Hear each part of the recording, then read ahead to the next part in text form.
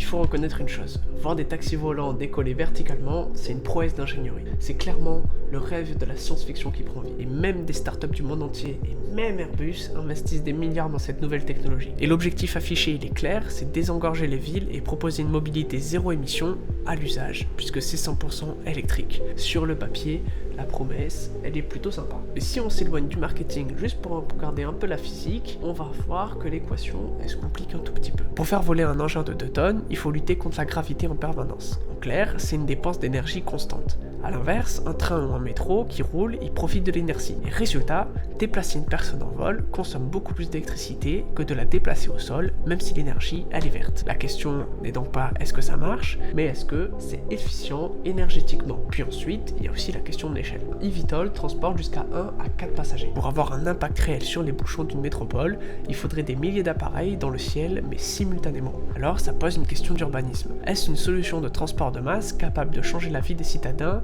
ou une solution de transport de niche pour des trajets spécifiques et rapides? La technologie, elle est là, mais résout-elle le problème collectif de la mobilité? Et c'est ici que le sujet devient philosophique, puisqu'on touche au concept de technosolutionnisme.